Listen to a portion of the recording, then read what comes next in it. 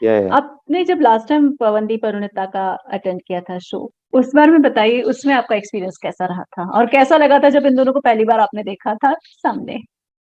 देखो, पवनदीप अरुणिता की मैं बात करूंगा यहाँ पे, तो मतलब देखो दोनों टॉप टू थे इंडियन आइडल में, राइट? एक विनर है, एक रनर अप है। लेकिन कह सकते हैं जॉइंट विनर भी कह सकते हैं उनको, एक इन अ वे, काफी लोगों की एक्सपेक्टेशन भी थी कि जॉइंट विनर शायद बना देंगे उनको, बट ऐसा हुआ नहीं। But anyways, doesn't matter.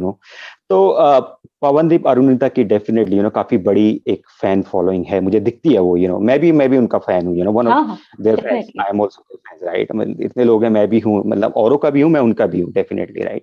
तो जो लास्ट शो जो मैंने देखा था वो अक्टूबर में था। वो एसएससी अरीना में था। एसएससी अरीना मतलब काफी बड़ा एक वेन्यू है, टू बी ऑनेस्ट। 12,000 के आसपास की इसकी कैपेसिटी है, और उसमें बहुत बड़े बड़े आर्टिस्ट आते हैं। मतलब ड्रीम होता है हर किसी का कि एसएससी में जाके जरूर परफॉर्म करे। तो वो हर किसी का ड्रीम होता है। उसमें मैंने एसएससी में, उससे पहले जो मैंने कॉन्सर्ट देखा था, वो देखा था मैंने राहत फतेह अली खान का। ओ गॉड, ओह। वो वाला एक्चुअली जो राहत फतेह अली खान साहब का जो कॉन्सर्ट था, वो पूरा भरा हुआ था। मतलब उसमें पूरा एंड टू एंड पूरा 12,000 जो है ना, पूरा 12,000 जैम पैक जैसे बोल सकते हैं, कंप्लीटली। तो मुझे पता है कि वहां पे जो परफॉर्म करता है, और जब राहत फतेह अली खान जैसे आर्टिस्ट वहां पे परफॉर्म करते हैं, तो आप समझ सकते हैं कि लोगों की एक्सपेक्टेशन क्या होती है वहां पे। तो हालांकि इनके उसमें ये था कि जो मैग्निफिसेंट फोर का जो हुआ था, इसमें इनकी कैपेसिटी पूरी फुल नहीं करी थी। रीजंस कुछ भी हो सकते हैं, मुझे नहीं पता, लेकिन शायद 3 या 4 हजार कम था। मतलब वो बंद था, वो सेक्शन ही बंद था। वो कुछ रेनोवेशन हो रहा है या कुछ भी हो सकता है उसमें। अच्छा लेकिन अच्छा। जो खुला हुआ था ना, जो जितना खुला हुआ था 8,000 पे, उसमें मुझे लगता है वो 90 या 95% पूरा ऑक्यूपाइड था। मतलब जैम पैक था वो। तो उसके अगर मैं एक्सपीरियंस की बात वहां पे करूं, तो ऑफ कोर्स मतलब उस प्रोग्राम में यू नो साइली भी थी, दानिश भी थे उसमें। तो उनका कुछ ऐसा फॉर्मेट था कि शुरू में सोलोज हुए थे उसमें। उसमें पहले साइली आई थी, फिर दानिश आए थे, फिर अरुणिता आई थी, फिर पवनदीप आए थे। इस तरीके से भी सोलोज थे। फिर बाद में कुछ डुएट्स हुए, फिर लास्ट में कुछ सॉन्ग्स उनके चारों के भी थे।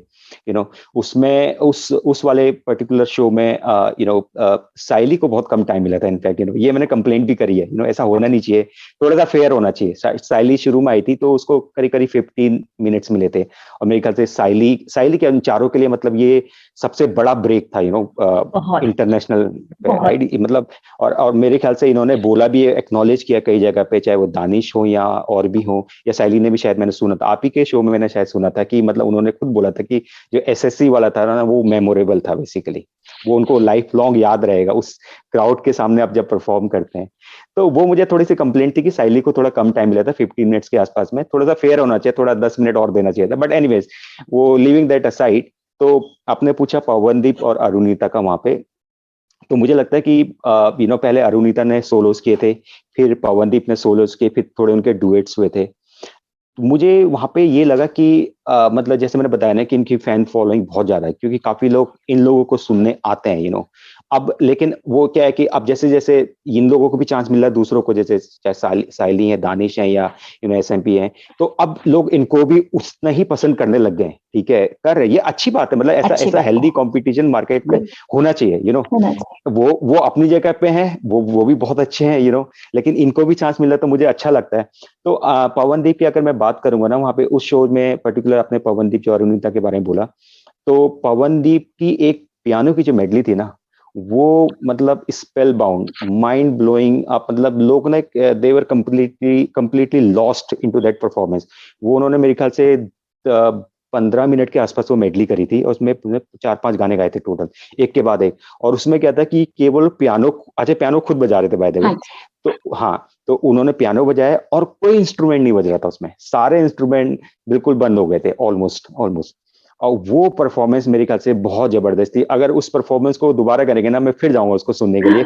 हालांकि अब उन्होंने वो पियानो वाली अभी दोबारा करी नहीं है, कहीं पर भी नहीं करी। वो जो अभी रीलोडेड में भी आए तो उन्होंने पियानो नहीं किया है। हम्म। बाकी वो गिटार वगैरह कर रहे हैं इस बार। वो मुझे बहुत पसंद आई थी। और अरुणिता के सॉन्ग्स तो डेफिनेटली वो she is a melody queen, मैं उसको मेलोडी क्वीन बोलता हूँ। और मैं पवनदीप और अरुणिता के बारे में एक बात और बोल दूंगा यहाँ पे, कि इन दोनों ने ना जो सिंगिंग पे, जो इंडियन आइडल के थ्रू मैं बोलूंगा, इन्होंने एक बहुत बड़ा ना बेंचमार्क सेट कर दिया मार्केट में इस समय। टोटली ये ऐसा बेंच अग्री। ये ऐसा बेंचमार्क है टू बी वेरी ऑनेस्ट कि मतलब इसको ब्रेक करना इजी नहीं है किसी के लिए भी। अब कोई भी रियलिटी शोज होंगे, चाहे वो जी टीवी का हो या फिर इंडियन आइडल का हो या सोनी का हो, जो भी हो, हर बंदा वो कहेगा यार उसने ऐसा गाया था, इस गाने को उसने ऐसा गाया था, या अरुणिता ने ऐसा गाया था, पवनदीप ने ऐसा गाया था। वो मतलब कंपेयर होगा हमेशा। होगा समझ रहे हो आप मेरी बात को? होगा और होगा। अगर आप उस लेवल का परफॉर्म नहीं करेंगे ना, तो लोगों को लगेगा हाँ यार वो है। तो वो बेंचमार्क उन्होंने सेट किया है डेफिनेटली। तो अरुणिता के सॉन्ग्स मुझे अभी भी कुछ याद है, उसने जो सॉन्ग्स वहां पे गाए थे, मुझे उसका तू ही रे वाला सॉन्ग मुझे बहुत पसंद आया था, ए आर रहमान का। हाँ जी। उसने घूमर सॉन्ग भी वहां पर गाया था, मोह मोह के धागे भी वहां पे गाया था। इनफैक्ट मोह मोह के धागे वाले सॉन्ग में क्या बोलते हैं, अरुणिता ने कुछ जगह पे ऐसी हरकतें करी थी जो ओरिजिनल सॉन्ग में नहीं है। ये मेरे ख्याल से मोनाली ठाकुर का सॉन्ग है ये। हाँ जी। हाँ तो जी। ओरिजिनल मोनाली ठाकुर ने इसको हाँ गाया हुआ है। जी। तो कुछ मतलब जो सरगम है ना सारेगामा वाली, लास्ट लास्ट में कहीं पे बीच में है वो अरुणिता ने अपने आप डाली है। तो वो ओरिजिनल में नहीं है। तो आप मतलब उनका लेवल समझने की कोशिश करो। मतलब ऐसा नहीं, एक होता है सॉन्ग, एक सॉन्ग बन गया, ठीक है, बहुत अच्छा सॉन्ग है, हाँ और आपने भी जाके एज इज कॉपी पेस्ट मार दिया, हाँ आपने भी बहुत अच्छा गाया। हाँ डिफरेंस नहीं है, ठीक है, आप भी मतलब लोग हाँ कहेंगे हाँ यार इसकी आवाज भी उससे मिलती है। हाँ। लेकिन वो जो एड ऑन वही कर सकता है जिसको म्यूजिक की ना एक लेवल, एक नॉलेज होती है बहुत अच्छी। एग्जैक्टली। और ये मुझे लगी अरुणिता में, मुझे नॉलेज दिखी। और साथ में ये नॉलेज मुझे पवनदीप में भी दिखी। मैं एक एग्जांपल लूंगा यहाँ पे पवनदीप का एक सॉन्ग का, खामोशिया वाले सॉन्ग का। इनफैक्ट खामोशिया वाला सॉन्ग आपने भी बहुत बार सुना होगा और लोगों ने बहुत बार सुना है। इनफैक्ट कल भी खामोशिया वाला सॉन्ग निहाल ने भी गाया, बहुत अच्छा गाया निहाल ने इनफैक्ट। तो मैं केवल एक बात बोलूंगा कि पवनदीप ने भी उस सॉन्ग को भी, मतलब जैसे अरिजीत का सॉन्ग है, बहुत अच्छा सॉन्ग है लेकिन एक जगह पे बीच में उन्होंने कुछ ऐसा अलाप डाला, वो ओरिजिनल सॉन्ग में नहीं है। मतलब उससे ये लगता है कि एक नॉलेज दिखती है उसकी, बंदे की, कि यार वो नॉलेज है उसमें। यू नो ऐसे ही उन्होंने एक और सॉन्ग है जो तेरी मिट्टी है, तेरी मिट्टी हाँ वाला जो सॉन्ग है वो मेरे ख्याल से वो तो ट्रेडमार्क सॉन्ग बन गया है। हाँ कई लोग बोलते हैं ना कि ये लोग सॉन्ग्स रिपीट कर रहे हैं। मुझे लगता है तेरी मिट्टी वाला एक ऐसा सॉन्ग है, वो रिपीट ना भी करें तो पब्लिक बोलेगी यार तेरी मिट्टी गाओ। वो एक इस तरह हाँ। की वो लगता है कि अब पब्लिक को ऐसा लगता है यार ये मेरे को ना ओरिजिनल से ज्यादा मैं पवनदीप की आवाज में इसको सुनना पसंद करूंगा। तो तेरी मिट्टी वाले सॉन्ग में भी उन्होंने कुछ हरकतें हैं, जैसे वो जो एक बीच में एक हाई नोट में जाता है ना वो करके, वो हम्म। मुझे बहुत पसंद आया क्योंकि वो बहुत डिफिकल्ट है, उसमें बहुत दो डिफिकल्ट है, पार्ट में होता वो है। एक गाना ही पहली बार डिफिकल्ट होता है है, बहुत। हाँ वो पहली बार होता है और दूसरी बात है, गाना तो खैर डिफिकल्ट है ही, क्योंकि ये गाने में ना रेंज लो नोट्स से लेके हाई नोट्स दोनों चली जाती हैं। सब है। तो वो उसको मेंटेन करना it's not easy on the live show basically. मैंने लाइव यस शोज बहुत लोगों के देखे हैं। तो यस। इस तरह के गाने पहले तो कोई अटेम्प्ट ही नहीं करता है, हाँ। ठीक है, लाइव शोज में, ठीक है। तो वो उन्होंने वो गाना गाया और उसमें मुझे ऐसा लगता था कहीं पे कि पवनदीप को ये फीलिंग था कि वो जो वो वाला पार्ट है वो शायद वो नहीं कर सकते, या मतलब उस रेंज पे नहीं पहुंच सकते, तो उन्होंने मॉड्यूलेशन उसका चेंज कर दिया। अगर आप देखेंगे वो ओरिजिनल जैसा नहीं है। आपने अपने सुना होगा उस गाने को, मैं खाली वो वाले पार्ट की बात कर रहा हूँ, वो हम्म। ओरिजिनल नहीं है, ठीक है। वो उन्होंने चेंज किया उसको, और वो चेंज उन्होंने फॉर द गुड कॉज किया है। तो उन्होंने पूरे गाने को कहते हैं ना, उसको गाने को निभा दिया पूरा। और बहुत बढ़िया, क्योंकि पब्लिक वो गाने सुनना चाहती है और ऐसे गाने कोई अटेम्प्ट करता भी नहीं है। वो उन्होंने नहीं अटेम्प्ट करता। किया, इतना अच्छा गाया, मतलब kudos to both of them. That's it was good, nice very good. Nice yeah nice. मैं ना इन दोनों के बारे में ये बोलती हूँ कि मैंने ऐसे नई जनरेशन के सिंगर्स नहीं देखे। आपके लिए पवन और अरुणिता की परिभाषा क्या है? परिभाषा आप पूछेंगे मेरे का, जैसे मैंने पहले आपको बोला कि मतलब एक इन्होंने बहुत बड़ा बेंचमार्क सेट कर यस दिया मार्केट में। यस। अब इनको आप डिफाइन कैसे करेंगे इनको, ये मैं कहता हूँ कि ये आज की जो यंग जनरेशन है ना, ये म्यूजिक के एक तरीके से कह सकते हैं सिनोनिम्स बन चुके हैं। अगर आप इनको मेरे से बोलेंगे कि इनकी डेफिनेशन क्या है, ये हर आदमी चाहेगा कि पहले पहले ये होता था यार मैं अरिजीत बनना चाहता हूँ, या मैं हाँ। लता जी जैसा बनना चाहता हूँ। अब जो यंग जनरेशन के बंदे आएंगे ना, वो कहेंगे मैं अरुणिता जैसा गाना चाहती हूँ, मैं पवनदीप जैसा गाना चाहता हूँ। ये होगा, देखना आप, ये आने वाले होगा। टाइम पे ये होगा। ये उस लेवल में पहुंचने वाले सिंगर्स हैं दोनों के दोनों। इनका दोनों। मतलब काफी ह्यूज, इनके फ्यूचर बहुत ब्राइट है दोनों का। बहुत। अरुणिता की जो फाउंडेशन है ना, इट्स वेरी वेरी स्ट्रांग, बहुत ज्यादा स्ट्रांग है वहां पे। तो वो दिखता है कि उसने जो उसका क्लासिकल बेस है, प्लस जो मतलब सुरों पे जो पकड़ है, राइट? भटकती नहीं है इधर-उधर एकदम से। मुझे नहीं, लगता है और सिंगर फिर भी भटक जाते हैं, लेकिन हाँ, अरुणिता बिल्कुल नहीं। एकदम से नेचुरल, वहीं पे रहती है वो, और मेलोडी तो है ही है, उसकी आवाज़ में स्वीटनेस है, दिखती है वो आवाज़, कई लोग बोलते हैं कि अरुणिता की आवाज़ इससे मिलती है, उससे मिलती है। मुझे लगता है अरुणिता की एक अपनी आवाज़ है, और अरुणिता की अपनी आवाज़ के साथ में थोड़ा-सा वो, मुझे लगता है कि श्रेया घोषाल से क्लोज़ है हाँ, उनकी क्लोज़ है। वॉइस।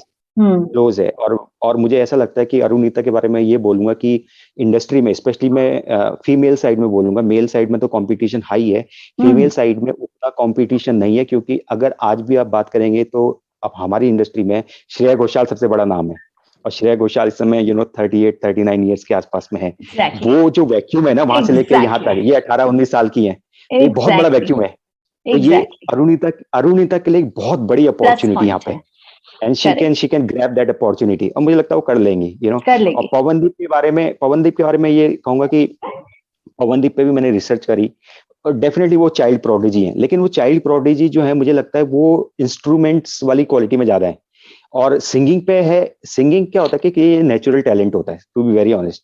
कई बार क्या होता है कि जरूरी नहीं है कि आपने बहुत क्लासिकल सीखा तभी आप सिंगर बन जाएंगे, ऐसा नहीं होता है। आपको मैं एक एग्जांपल दे देता हूँ, सुनिधि चौहान का। सुनिधि चौहान ट्रेंड सिंगर नहीं है बेसिकली, वो खुद भी बोलती है मैं ट्रेंड सिंगर नहीं हूँ, मैंने कोई क्लासिकल नहीं सीखा, लेकिन आप देखो वो भी एक डायनामाइट है, उनकी हाँ, आवाज, हाँ, उनकी मेलोडी, उनकी कुछ भी चीज, मतलब वो एकदम, शी जस्ट रॉक्स। तो एकदम, वैसे ही मुझे पवनदीप लगता है, वो कोई ट्रेंड सिंगर नहीं है बेसिकली, लेकिन वो नेचुरल सिंगर है। वो नेचुरल सिंगर है, वो दिखता है। और पवनदीप की जो यूएसपी है, जो मुझे लगती है कि उनकी वो जो वॉइस टेक्सचर है, वॉइस क्वालिटी जो है ना, वो एकदम से यूनिक है। जैसे कई सिंगर्स क्या होता है कि आप उनके गाने गा लेते हैं और उनकी आवाज भी रेप्लिकेट हो जाती है आपकी।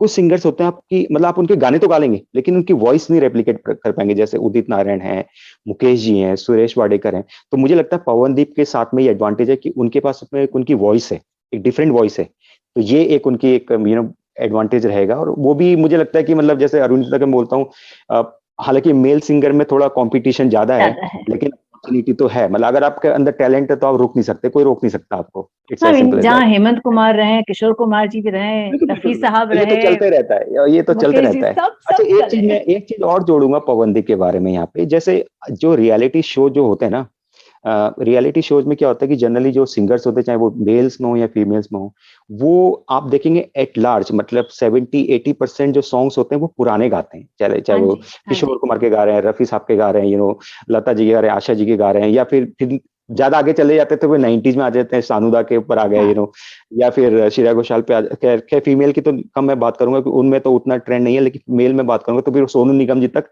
खत्म हो जाते हैं। उसके ऊपर बहुत कम बढ़ते हैं अरिजीत, और अरिजीत पिछले मतलब 8-10 साल से इंडस्ट्री में बहुत जबरदस्त कर रहे हैं, नंबर 1 टॉप सिंगर हैं। एकदम। लेकिन पवनदीप वो सिंगर मुझे लगे जिन्होंने ना सिर्फ वो एफर्ट किया, और उन्होंने उसको डिलीवर कर दिया बेसिकली। इसलिए आज पवनदीप का नाम है मार्केट में, कि अरिजीत जैसा गाना, उस क्योंकि अरिजीत खाली ऐसा नहीं कि वो मेलोडी है उनके पास में, उनके पास की जो वोकल रेंज है वो एक हाई रेंज है। तो high range plus a good melody, that makes Arijit Singh as a complete package, इसीलिए वो डिमांड में आज की डेट में टॉप में है। बिल्कुल, बिल्कुल है, बिल्कुल है। चलिए, it was lovely talking to you. आपसे ऐसे या ज़ूम के ज़रिए मिलना बहुत अच्छा लग रहा है। कभी बिल्कुल भारत सेम आते हियर। हैं, मुंबई आते हैं तो आप बिल्कुल, प्लीज़ बिल्कुल। आइए कभी घर आऊँगा। पे। बिल्कुल मिलने की आऊँगा मैं। आप भी कभी यूके आएँ तो बिल्कुल आइए, घर पे डेफ़िनिटली, मिलेंगे, डेफ़िनिटली। फैमिली के साथ में। बिल्कुल, बिल्कुल, बिल्कुल। चलिए, शुक्रिया। Thank you. चलिए, lovely talking to you. Bye same bye. Here. Bye, bye.